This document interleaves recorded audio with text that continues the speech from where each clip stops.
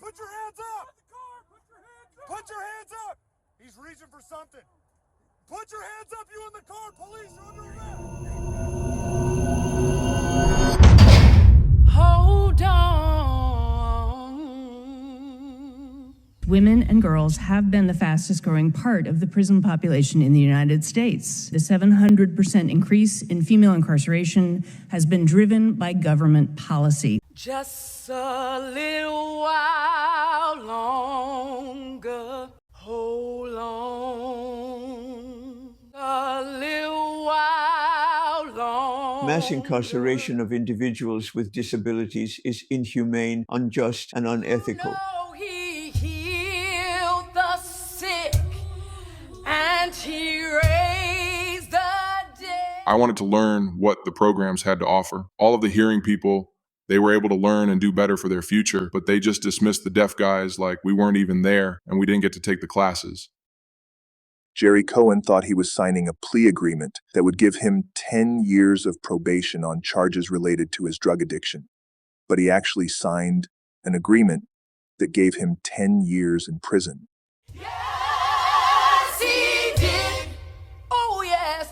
Oh, yes, he did. You know he calmed the waters of the rain. Yes, we contacted the media. Their coverage had exposed some of these unjust practices, and we demand immediate changes. Arms behind your back right now, I'm gonna tase you. Tase it. Stop. Communicate that I was deaf, but with my hands behind my back, I can't communicate that. I was sitting patiently. I mean, they're the government. Shouldn't they know better? It's sad. Hi, you've reached Sarah. Thank you for calling. I'm unavailable right now. Please leave me a brief message. Have a nice day. Yes, hello. This is a message for Sarah Rearson, the stepmother and next of kin of Rochelle Rearson, an inmate at the Correctional Institution for Women. It is critical that you contact the facility as soon as possible. We have some information regarding the tragic loss of your stepdaughter. We send our deepest regrets. Thank you.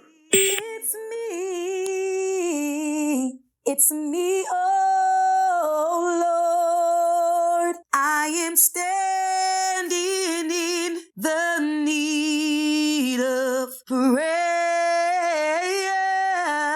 Not my mother, father, sister.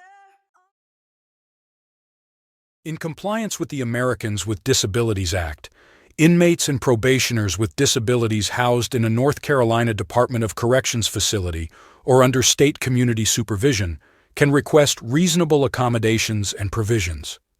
In Bertie County, North Carolina, the Department of Corrections states that if an inmate identifies as having a developmental disability after evaluation, specialized services are provided and ongoing until his or her release.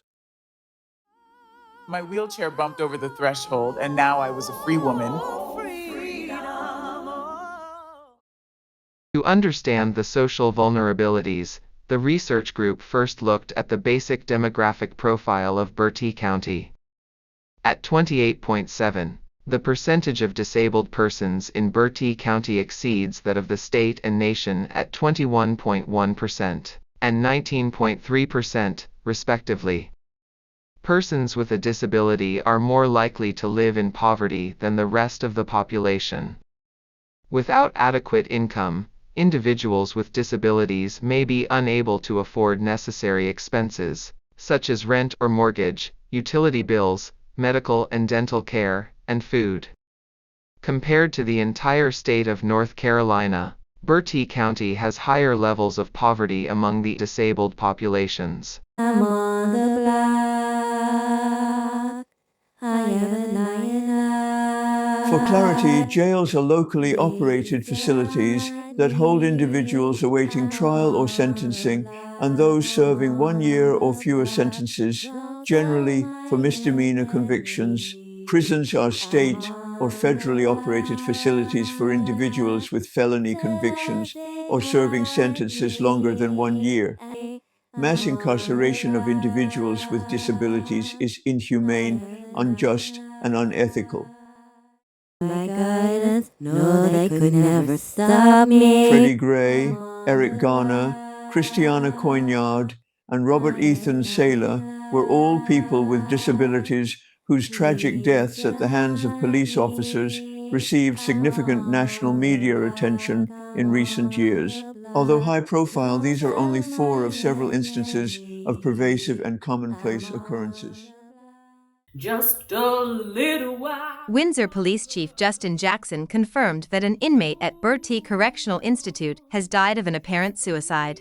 The inmate, identified as Rashawn Mason, age 33, passed away and was found in a housing area of the prison around 1:20 p.m.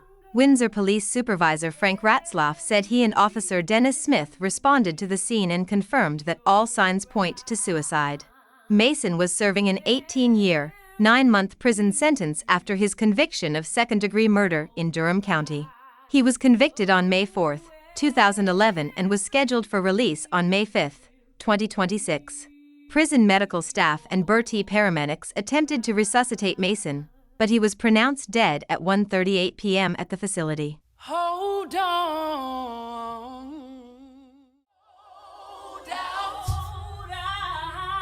Jeffrey Allen Jacobs, aged 43, was found deceased on January 19, 2022, at Bertie Correctional Institution. According to the autopsy report, Jacobs was discovered fully clothed, sitting on a latrine, and hanging from the air vent by strips of a sheet. A medical examiner's report states that prison staff workers ripped the sheet, shackled his feet, and dragged him down a flight of steps to a corridor where they attempted to conduct cardiopulmonary resuscitation.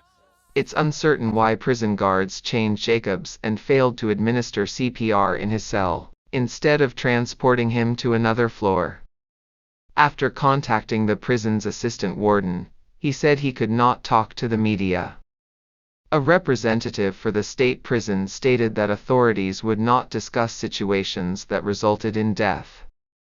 According to state documents, Jacobs had been placed in restrictive housing, best known as solitary confinement.